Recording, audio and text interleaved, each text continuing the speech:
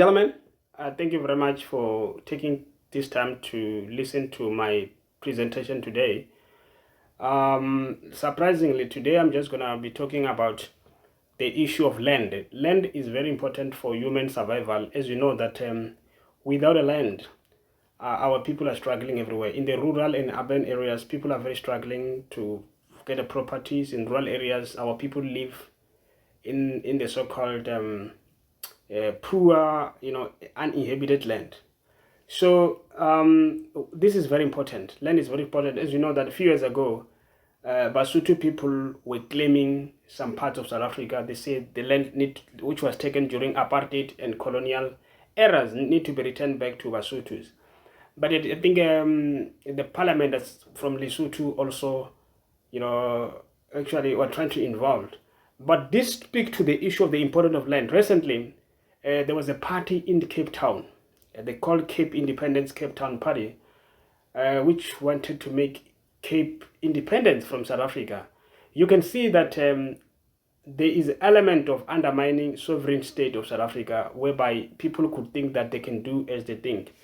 But let me not talk about Basotho people, because Basotho people are a group of the refugees that were taken. The Sotho refugees are the group of refugees that come from southern part of Africa. They were dumped in Lesotho, present day called Lesotho, so that they can be able to work in the mining and provide cheap labors. So those are our brothers. Some of us, we respect Basotho people, but not all Basotho can claim South Africa. As you know that the greatest key players of the coastal areas that are forgotten are Barolong. The group of Barolong were in Cape Town, yes. Barolong traded in Cape Town. Barolong also traded although Basotho were living in the coastal region, there were evidence that Basotho were living in the coastal region. That's correct. People like Makua tribe that live in the Balfour in KwaZulu-Natal, we've got Mfecane that will live in some parts of the coastal region. That's correct. But the claimants of Basotho, it's just remind us if you look at the issue of the it just reminds us what injustice that happened to indigenous people worldwide. Remember, people are saying, but Basotho people, they deserve their land back because this land was confiscated by racist apartheid states and colonial state. But remember, apartheid was using British were using apartheid people to rule through them, as a middleman. So, but the Bua people in our language, Sibarekela is go between a person who take instruction of the masters. So those Boers were just poor people from different European countries that were brought to South Africa and were under instruction of US as well as Britain. So therefore, they are the one who make sure that Basotho people lose land. But what makes it difficult within Basotho people, they were greedy Basotho individuals who were collaborating with these people, and then to take land of Basotho from Basotho South African, so that Basotho will be relocated. As you know that Basotho people are those refugees that come from Swaziland. Some of them are Makua tribe from Mozambique who speak Sotho. The Sotho from Mozambique are called Makua. And some of these people are the people who come from Swaziland. Were taken. Some of them, they come from Limpopo, Vila. These Basotho people. Some of Basotho people come from Barolong. Whereas some Basotho come from Mfecane. So they are a diverse group, and then including some of them are mix of Shangani and Swazis who are putting. So those people, the reason why they were placed in Lesotho, they knew that because they are refugees, they come from different background, they won't be able to unite. And then they were ruled by Bakwena, the chief of Bakwena, one of the chief of Bakwena, who was given a mandate to look after them. And then, so Basotho are victim. Therefore, when it comes to the land, it won't be easy because they are not actually united people. They are refugees from different countries. They have got a strong case, but they need support system. But if it's not going to be easy for them, given that if the land is taken by other countries, only few people successfully return back the land. Remember, this issue of the land that you see in taken from the countries is not the first time. Remember, the treaty signed in February 1840. I think 1842 between United States and Mexico, whereby Mexico went to war with the United States of America, and the Americans say, look, after the war, the Mexicans ceded 55% of their countries to United States of America. So most of the parts of what we see as United States of America, like New Mexico, Nevada, Utah, California, and some parts of Arizona and Colorado, as well as places like Kansas and Oklahoma, were actually Mexicans. They were actually Mexican. That's why when you go to Colorado, and you'll see people speaking, Spanish. That land was taken from Mexico and then it became Americans. Some people claim that there were actually Mexicans, people, corrupt Mexicans, who actually sold that land. Half. Just imagine you send half land masses, the so-called land masses, half of the countries, 50% of countries. Mexico is who it is today. So I guess many people you need to understand that as 55% of the Mexican country were ceded, territory was ceded to United States today. Some of those provinces, you say they are from Mexico, they lost the land. So, but the question that we may rise here, maybe Lesotho may claim one province. No, they won't, because the Basotho people, they are Basotho elites who benefited from these deals. During they benefited from during the colonial time. They were given position. Some of them, they were also given the royal title. Remember, it's not only Basothos. Many people may not understand that here in South Africa, here in the Northern Cape and other areas of Northwest and Botswana, the capital city of Botswana people were very progressive societies. As you know, that Botswana people, Bahurutse, people like Bapedi Bahurutse from Bagatla, Bakwena, Barolong. These are very, very successful people. The strategic position of Barolong is in the northwest part of South Africa. In the northwest, colonial system, they couldn't enter them. Colonial people could not enter through Zambezi, through Limpopo areas. Which means Bapedi could prevent, Bapedi and Alliance could not allow them. They won't get it. So let me return back to the issue of Basotho claiming land. The South African land, it's a very complex land to claim, because you realize that once you open this debate, who supposed to claim, Bapedi can come in, Bahurutse can come in. They say we own Highveld. Because if you go travel around South African Highveld, right from Fal areas, which is Lekwa, right to Limpopo rivers, beyond Limpopo rivers, people who live there are Basotho Baleboa. You can drive from Limpopo rivers right to Fal areas. You'll find Basotho. The so-called Transvaal Highveld from Limpopo valleys right to occupy parts of Namibia. They also occupy Cape Town. Barolong used to live in Cape Town. Remember, there was a guy from his name is the guy who was taken from Northern Cape, or Cape Town, was taken from Cape Town, near in the Western Cape today, was Morolong King. His name is, he was exhibited as exhibit in the museum in Spain. He's given the name El Negro. Remember El Negro, the guy was buried in Botswana. The reason why they buried him in Botswana was to hide information that people like Barolong were actually trading in Cape Town. It was part of Barolong trading spot. Barolong were traveling all over, But look what happened to Barolong. They were actually reduced to fishermen. Now they were called that Barolong are fishermen. Nobody tell you that the word Barolong come from Babina Chipi. They're iron melters. These are very successful people, including those from Limpopo and others beyond. Not forgetting the great kingdom of Nguni people. This is not a simple people. These are very successful people. South Africa was never defeated easy. And the cessation of the South African land, especially the land from not only Basotho, the Sotho-Tswana people, including Ngunis. But Nguni is much better. The Sotho-Tswana land was just taken like that. Because remember, the capital city of Botswana was in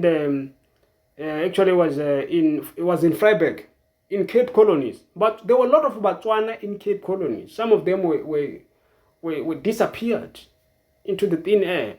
The capital city of Botswana was Vryburg. From 1885 to 1895. From there, it moved to Mfecane, to Barolong. Can you believe it? in 1885 to 1966, when Botswana got independence, it moved to Gaborone. During the process, from 1870s, Botswana were removed from some Botswana. They lost the land in South Africa. They become labor. They become poor and fishermen, and that's what you see today. Some of them, they have to pay. Look at the were very successful traders who were able to protect their precious land. Because when you read the book of history of South Africa, especially Portuguese record, you must check these things. Even I was debating the word Bakalanga. What is the word Bakalanga is a South African term, because the Zulu people are recent identities. It means the sun. Remember the Portuguese traveler Diego de Alcacovas, when he was writing the letter to country of Southern Africa, he was referring to present modern day parts of Mpumalanga, Limpopo, and Gauteng. And he said this place is rich in gold. So people were mining gold there. Because our children don't know this glorious history that this mining corporation were mined by our own people. It's there in Portuguese record. But the countries. But there are some cases where people get their land back. Remember Namibia? Namibia actually, it used to be called Southwest Africa, and then until it was renamed apartheid government. It's not apartheid government, but it was colonial government, South African government, from 1915 until 1990, I think 1990, and then from 1990, Namibia were given their land back. So South Africa used to administer. It used to be in control of Namibia for so many years, So it was under South African, owned by South Africans, and later South African returned it back. It was returned back in 1990. So Namibia got their land back. After that, there was a place called Walvis Bay and Pigeon Island. Those Pigeon Island in 1990, they were still under South African government. But South African government, upon attaining independence, the Namibian people were given their land back. But guess what? Even though Namibian people got their land back, people is still controlled by private companies. So what I'm trying to say is that Basotho people, their land claim is very important, but it's not going to be easy. But surprisingly, people like the so-called Cape Independence Party, which failed to make a 24 election. But let's try to be honest. Why in the normal countries, people like can start a party to reclaim a land that was not born there? They are not indigenous South Africans. We all know that the so-called Khoi, the white Khoi, Kibarolong, the Khoi Abarolong. Yes, these Kibarolong Khoi people. So the so-called part of Cape Town that we know today was part of Botswana. It's the Botswana countries. Botswana are not desert people. They are not desert people. Prior classification of the Bantus, where Bantu people were classified as an animal that you belong to this tribe. The country was belonged to black South Africans. This is a very amazing things in this country. Universities don't talk about it. When you go to these universities in the Western Cape and Gauteng, you want to read about Barolong. They are fishermen. What come up of Barolong are fishermen. They've done nothing. What is the Wakalaka? Wakalaka Ashona. Can you believe it? Wakalaka Shona. If you're South Africa, you know that the word Kalaka or Ilanga is a South African term meaning Langa sun. In Shona, the word sun is called Zuba. Don't be fooled by these people who are writing this book of archaeology and South African civilizations. South African civilization of gold was built by native people. Remember the issue of the one of the greatest discoveries in these countries was the issue of the discovery of the diamond. Remember the diamond issues in South Africa? Poison.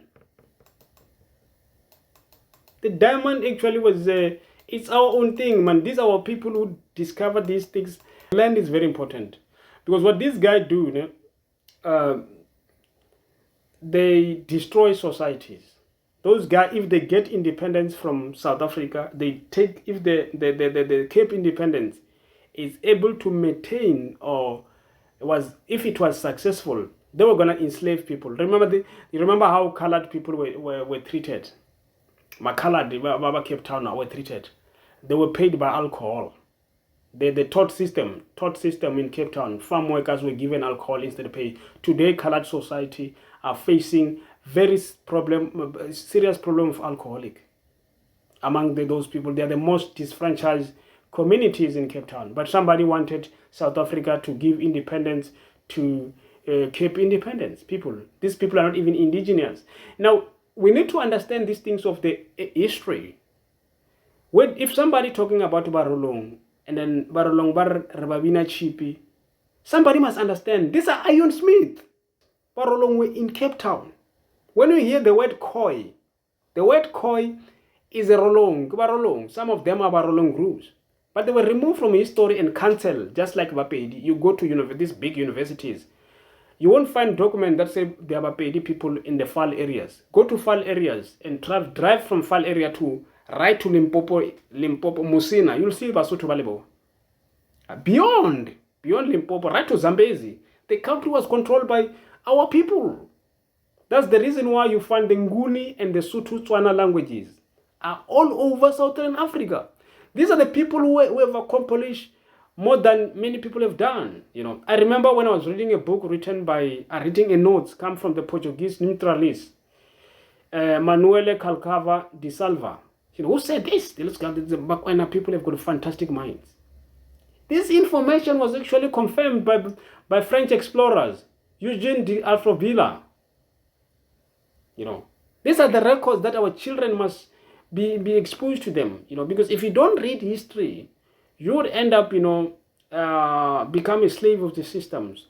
So just imagine people who would have thought that somebody from Cape Independence would wake up early in the morning and try to claim South Africa, man. Can you believe it? This is a joke. So what do you do? The elections are coming. For those who are interested in politics, you must go and exercise your political rights. Because if you don't go and exercise your political rights, politicians are going to sell land. Remember what Mfecane have done, Basotho politicians have done.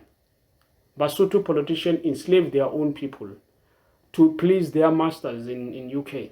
Batswana elites, when Batswana were removed from Cape colonies and they were sent to Peking to the desert, Batswana elites benefited from that deal in 1800, in the late 1800s. They are Batswana who benefited. When Batswana were removed from South Africa, were put in some ghettoization of Batswana benefit for them. The same apply some people. The same apply to the poverty among Basothos. There are people who benefiting. But at least Batswana are far better compared to Basothos because Basotho are inside South Africa. They have to sell their labor. They have to sell their labor for free, and live in extreme poverty. So what I'm trying to say is that this is a very complex system whereby you have people like a party that is, was started by colonizers. They want independence from South Africa. Just imagine the futures of us as human beings, Africans. Imagine, you should not forget what happened to Khoisan, what happened to them. They disappear on the thin air. This is the moral of this. The moral story is that be conscious, love these countries. This country belongs to the greatest people that ever live here. That's why everybody want to live. I think maybe God live here. Until we meet again, sharp.